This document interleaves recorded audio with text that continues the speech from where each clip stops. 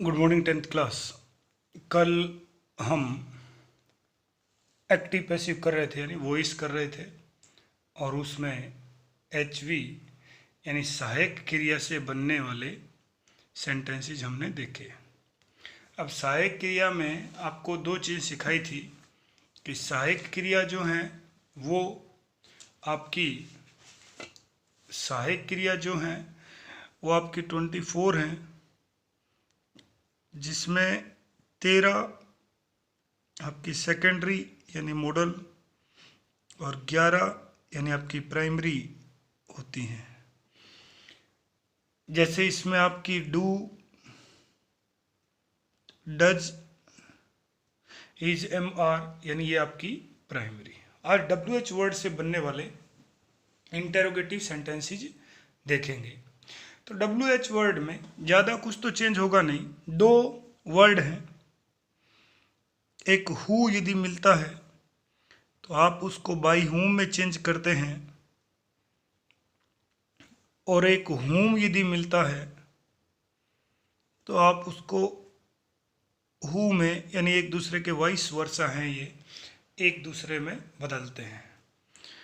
और कई बार ऐसा देखा जाएगा कि विच जो है उसको बाई विच में बदला जाएगा। ये कब होगा ये मैं आपको बताऊंगा। फिलहाल के लिए आप इतना मान के चलें कि आप हु को बाई हुम में और हुम को हु में, और जो आपके WH वर्ड है वो सेम रहेंगे। जैसे मैं फिर कह रहा हूँ, व्याकरण का हर टॉपिक डिपेंड करेगा आपकी प्रैक्टिस पे। आप प्रैक्टिस कितना देंगे, जितना ज़्यादा प्रैक्टिस आप देंगे उतना ही ज़्यादा आपको फ़ायदा मिलेगा। क्योंकि एक बार नियम रट लेने से आपको कुछ समय के लिए, माने घंटा 2 घंटा, दिन 2 दिन के लिए आप वॉइस कर सकते हैं, लेकिन बाद में नहीं कर पाएंगे। जैसे आप इसके बाद रिपोर्टेड स्पीच करेंगे, आप ये अंतर ही नहीं कर पाएंगे कि प्रेजेंट सिंपल को कब पास्ट सिंपल में ले जाऊं और कब प्रेजेंट सिंपल को प्रेजेंट कंटिन्यूस की सहायक क्रिया और V3 के साथ जोड़ दूं। यानी आपको समझना जरूरी है, प्रैक्टिस जरूरी है। WH वर्ड से आप कहें तो मैं सहायक क्रिया का एक बार और दोहरान कर देता हूं। जैसे can you lift this books, करना वही है आपको जो कल सिखाया, यानी कॉपी करना है। ये कैन आपका मॉडल है जी, ठीक है। ये यू आपका सब्जेक्ट है, लिफ्ट आपकी MV है, और स्वाभाविक बात है दिस बॉक्स आपका ऑब्जेक्ट है। आपको सिर्फ कॉपी करनी है, यानी मॉडल की जगह मॉडल कैन। यदि विल होता तो हम जानते हैं कि दोनों लिखने पड़ते, सेल और विल, और कौन आएगा नया करता डिसाइड करता। लेकिन फिलहाल कैन है तो कैन का कैन ही रहना है। वो कैन का कुड रिपोर्टेड स्पीच में होता है क्योंकि वहाँ आप टेंस चेंज करते हैं, और यहाँ अपने दो नियम होते हैं, नो टेंस चेंज, कि आप टेंस नहीं बदलेंगे, और दूसरा B+V3। चलिए मूल वाक्य पे फिर आते हैं। तो आप मॉडल की जगह मॉडल लिख दिए, अब आपको कर्ता चाहिए, और आपका नया कर्ता कौन बनेगा, दिस बॉक्स, ठीक है जी। फिर आपको मेन वर्ब चाहिए, और लिफ्ट का V3 आपको लगाना है जो कि लिफ्टेड होता है, लेकिन वो लगेगा कब, वही अपनी बात देखो, ये मॉडल दे रखा है इसलिए B जुड़ेगा, और ये मैंने जगह छोड़ी थी, लगाया B। Can this box be lifted by, और आपका डूअर हो गया U, जिसको आप लिखो ना लिखो कोई ज़्यादा फर्क पड़ने वाला नहीं है। चलिए जी, सहायक क्रिया से बनने वाले यानी मॉडल और प्राइमरी से बनने वाले जो वाक्य हैं उनसे आगे बढ़ते हैं और WH वर्ड से होने वाले सेंटेंस को देखते हैं।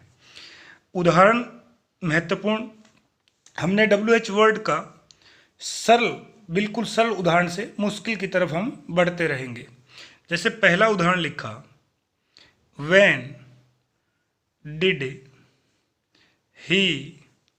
when did he smash the window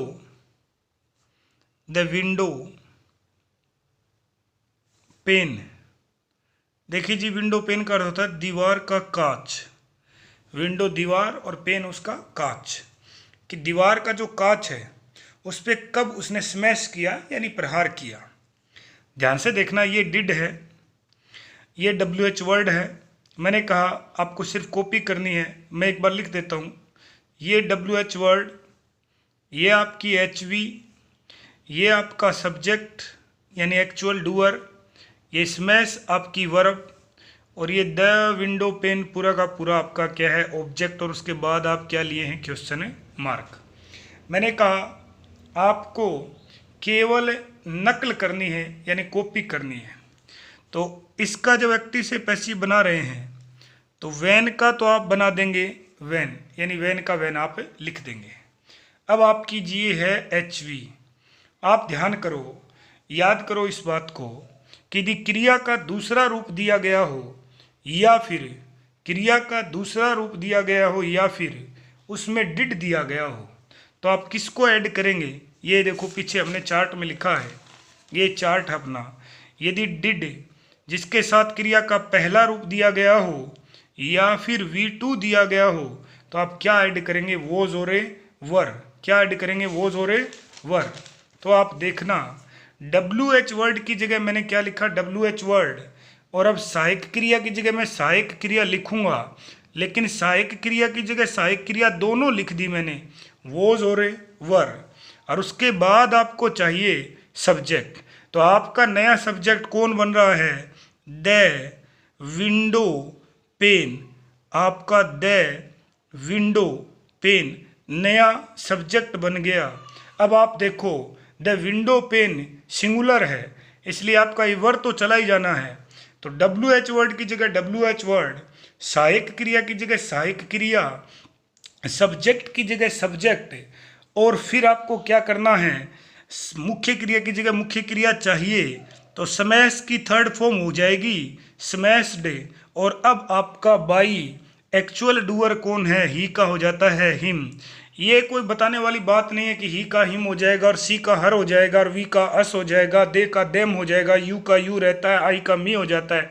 ये सारी चीज़ें आप बहुत अच्छे ढंग से जानते हैं। हाँ, यदि यहाँ कोई गलती हो सकती है जो आपको देखनी चाहिए, ध्यान करनी चाहिए, वो इतना ही है कि जब आप उनके केस पढ़ रहे हैं, यानी ये केस होते हैं, ध्यान से देखना, ही, सी, दे, आई, ये इस प्रकार जो आप केस देख रहे हैं जिनको आप सब्जेक्टिव केस कहते हैं, इन सब्जेक्टिव केस के बीच में एक शब्द आता है पजेसिव केस। तो जब आप पजेसिव केस को कर रहे हैं उस समय आपको ध्यान रखना चाहिए, और वो पजेसिव केस आप किस प्रकार करेंगे वो मैं आपको बताता हूँ।